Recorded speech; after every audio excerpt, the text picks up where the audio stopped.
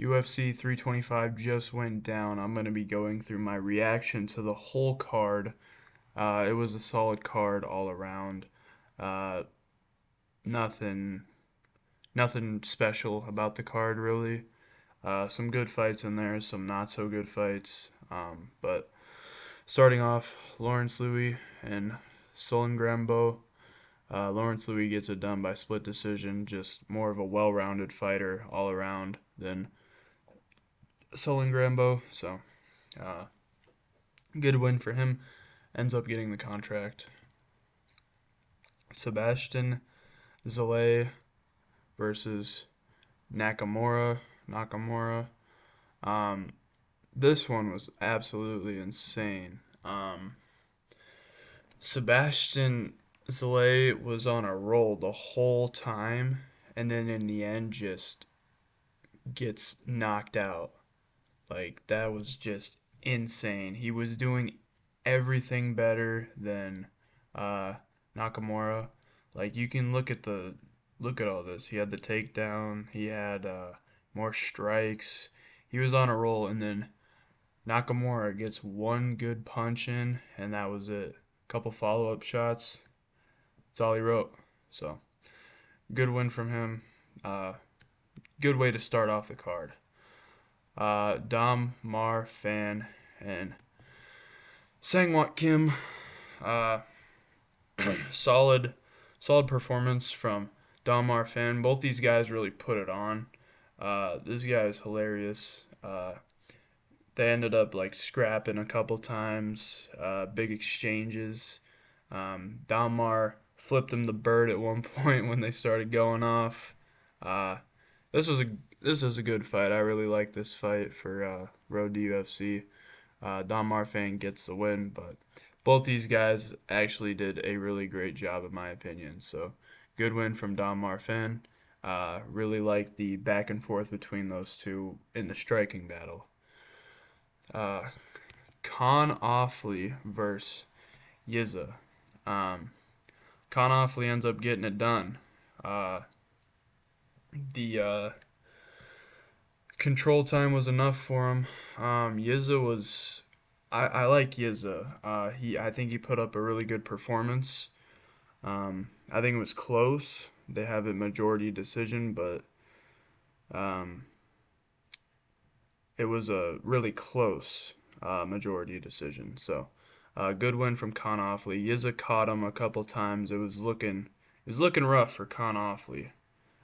So, uh, all right performance from him.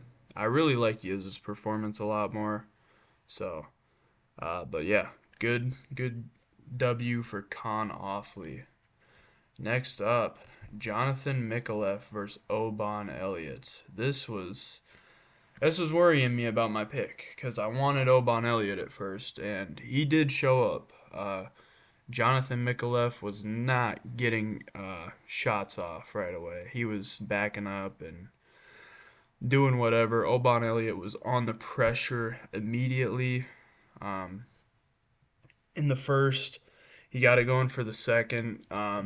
Jonathan Mikalev ends up getting the takedown and getting the submission. So uh, I think Oban Elliott's still talented.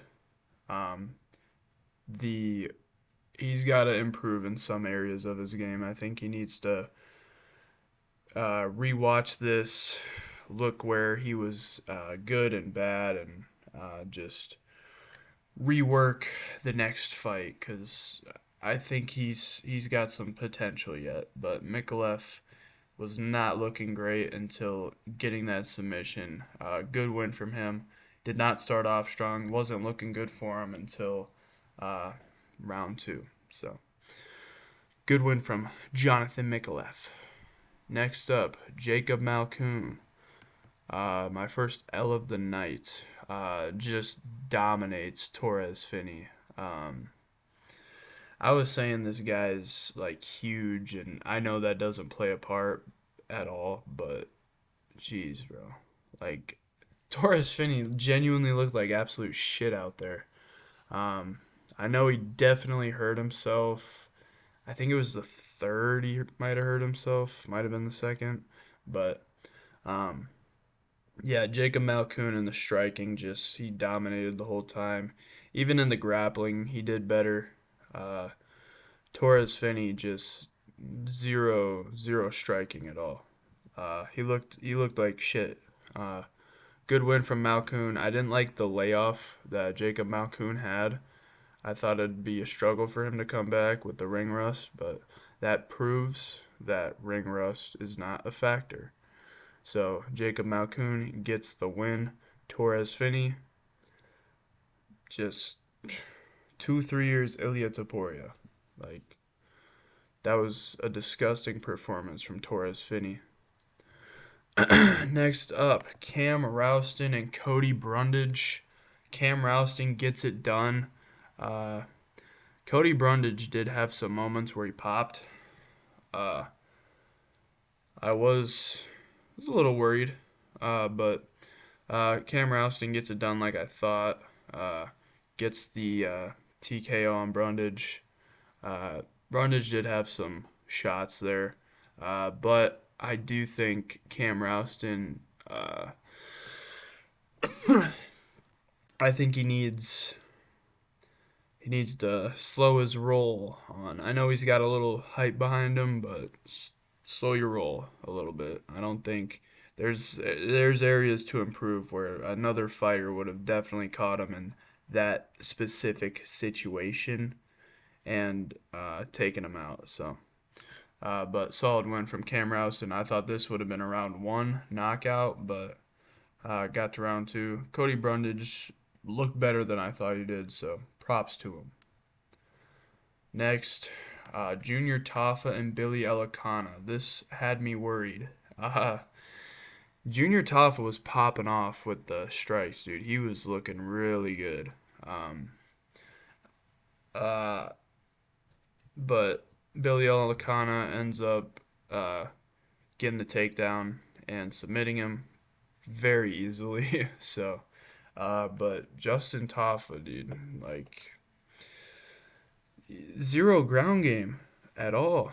Like just a not not a good performance, man. Um, and the striking, it was great, but he couldn't do anything on the ground. So he had his moments. So didn't look like it was really phasing Billy Elikana, but still, I think it was. So good submission win for Billy Elikana. Junior Tafa 0-2 now in light heavyweight. We'll see what's next for the guy. I don't know, man. Starting off our prelims, or main card, sorry. Quillen Salkeld. I was so caught up in the knockouts that he had. The dude's got a submission game too. Like, just crazy, man. He can do it all. Uh, but easy win, like I thought, for Quillen Salkeld. Didn't take him long. Did not take him long at all. Jamie Malarkey didn't. He looked better than I thought. This is kind of a weird card for me.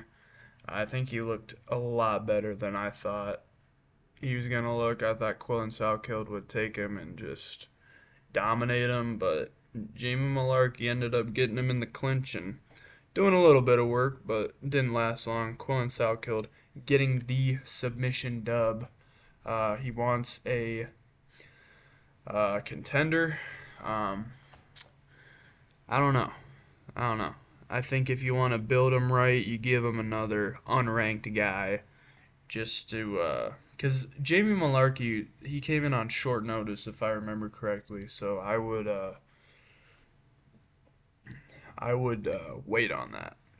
Give him a well-rounded fighter that's not complete shit, but like just right outside of that top 15 area. Next up, just brother, this shit, man, this fucking fight, dude. Holy fuck. The one fight you think there's gonna be a knockout, like you're certain there's gonna be a knockout, there's not. That's why this fucking card's so weird, dude. You got Quillen Salkild getting submissions, and then you got Taliesin Teixeira going to decisions. Like, what is this? Like, this was should have been going like round one knockout, by and I'm not gonna lie, Tuivasa, he was looking good, dude. He was looking good, even though Taliesin Teixeira had significantly more total strikes than he did. Uh, that just was absolute shit, dude. Holy fuck. Cardio, cardio. Go run the mountains in Dagestan, boys. Jeez, bro. Like, Teixeira just dominated on the ground the whole time. The first two rounds, he was looking good, dude. He looked good, and then the third round, I mean, Tuivasa was out by like the second round. Let's be real. He was done. You see him, but dude, by the third round, Tai Tuivasa caught a second win, dude, and he almost had Teixeira. He really did. Taliesin Teixeira's, he looked like fucking shit, dude. Like absolute shit. But both these guys at the end, they couldn't even stand. They were so out of breath. So that just shows you like the heavy, how competitive the heavyweight. Like this is the number 12 ranked man in the world. This is now, but top top 15 guys in the world, dude. And that's what we had to watch. Like really, it's just insane how trash heavyweight is. It's trash. It makes you appreciate the Cyril Gans and Waldo Cortez Acostas and even Derek Lewis, dude. Derek Lewis didn't have a great last fight, but uh, better than this shit. That was just funny to watch, dude. You could even see little Hunter Campbell right outside the camera. He was laughing it up. So Teixeira takes the number 12 spot. A lot to work on in his game. I need to see a lot more from this guy. Um, um, as GSP would say, I'm not impressed by your performance. So, uh, I was not. Well, it was it was solid. It was solid. I can't say it was complete shit because he did dominate Bam Bam for the most part, but striking, he did not look like he wanted to stand with a striker. So, I mean, after that whole Derek Lewis thing, can't blame the guy, but uh, he's got a lot to work on. That's 6 L's for Bam Bam. It's unfortunate, but tides are turning. So, next up, Huffy gets it done, dude. Mauricio Huffy. This was the most technical fight of the night, unless you want to. I think this is more technical than Lopez and Volkanovski. It was a great running from Fiziev. He was doing great. Um, he just very technical with all his strikes, and that was what was supposed to get him the win. But dude, Mauricio Rufy just loaded up that right hand and popped him clean, and Fiziev could not recover from that. Fiziev was doing great on Ruffy. Um, like in every way, he was making him think about the takedowns. He had him back on the back foot, and that's where Huffy does not want to be. But he ended up getting a shot off, and it was just a great performance from him in that second round. So, uh, sucks for Fiziev though. I like Fiziev as a fighter, but dude, we might have to throw him up against Michael Chandler, honestly. So, that's gonna suck, but that'll be an easy dub for Fiziev. Um, yeah, back to the drawing board for Fiziev. Huffy, still quite an elite striker. Actually looked better with the takedown defense. Looked a lot better. So I think as more time comes around, he'll be able to do better in grappling situations and maybe even get to the point where he's like stuffing a majority of the takedowns from wrestlers. So, good win from Huffy. Next up, the co-main event, Dan Hooker versus Benoit Saint Denis. I was a little, I was kind of leaning Dan when during the walkout. Like Dan, something just gave me a feeling that Dan was gonna go crazy in this fight, but BSD gets it done. It was good stuff from Hooker, honestly. Dan Hooker looked good in the first. Uh, but BSD, uh, he called out for the Oliveira, Holloway, Topuria, trying to get a shot. But what I saw in there against Dan Hooker is not going to work against a Max Holloway, a Charles Oliveira, a Justin Gaethje, an Arman Sarukian, or a Ilia Topuria. Maybe not even a Paddy Pimblett, honestly. He's very slow when he strikes still, very slow. And there was multiple spots in his game that can be taken advantage of. So he's on a roll. I think BSD could actually. Uh, I'd like to see him up there against Topuria. We need a name up there. We got Sarukian right now. Max and Charles both lost to Ilya already, so uh, Armin, you give him a Benoit works his way up a little more. He could be in the mix if Ilya beats Armin. Or you give him Armin too. Armin would be a good fight for BSD. I think Armin would completely demolish him, but you know, uh, don't be giving him like Gaethje yet. Don't do that. Well, Dan Hooker. I did think he keeps jumping the guillotine. I know it's his thing, but like, dude. And you know what? DC, every time someone jumps a guillotine, he fucking creams his pants, I swear. Oh, he jumped guillotine! Oh, he jumped guillotine! Like, holy fuck, shut up, dude. Same thing. Guys just, yeah, like a broken record. Getting up into that Joe Rogan status, dude. Um, but Hooker takes another L. Um, he was not about to get submitted twice in a row. He said, hell no. So he did end up getting, I think it was elbows. Yeah, elbows. Um, in the end. So it sucks. I like Dan Hooker's style. There's just better talent in the division. So I don't know what we're gonna do with Dan Hooker, but I want to see him win again, dude. I want to see Dan Hooker get a dub. You know, you lose two straight, can't be fighting the top dogs no more. So might be the downfall of Dan Hooker. So good win from BSD. Sucks for Hooker. The main event. Uh,